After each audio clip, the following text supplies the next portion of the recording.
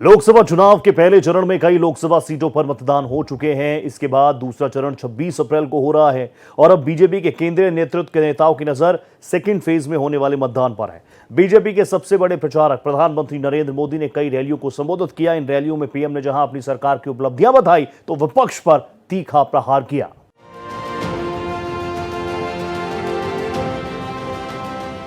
लोकसभा चुनाव के दूसरे चरण के चुनाव को लेकर प्रधानमंत्री नरेंद्र मोदी के साथ साथ बीजेपी के दिग्गज नेता पूरे जोश के साथ जुटे हुए हैं। पीएम मोदी ने दक्षिण भारत से लेकर महाराष्ट्र तक दौरे किए।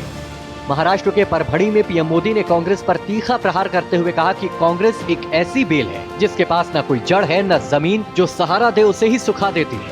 कांग्रेस के शहजादे को भी वायनाड में संकट दिख रहा है। और देखिए, कांग्रेस के जो शहजादे हैं उन्हें भी वायनाड में संकट दिख रहा है।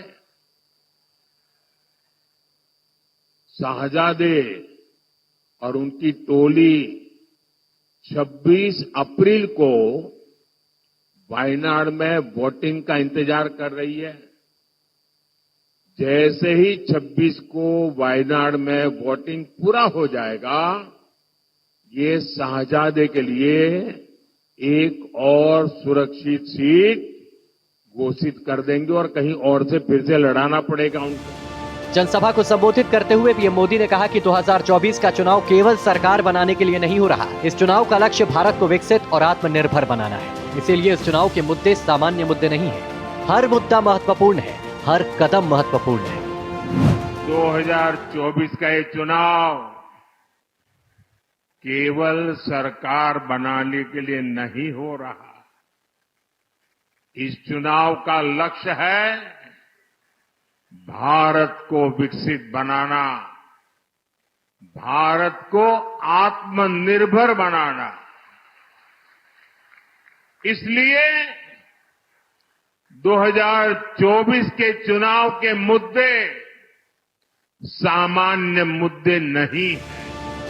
पीएम मोदी ने कहा कि 2014 में जब मैं पहली बार लोकसभा का चुनाव लड़ रहा था, उस समय चुनाव में तब बात आतंकी हमलों के डर की चर्चा होती थी। 5 साल बाद सीमा पार से होने वाले हमलों की चर्चा बंद हो गई और सर्जिकल स्ट्राइक और ये तो मोदी है, घर में घुस कर मारता है की चर्चा होने लगी।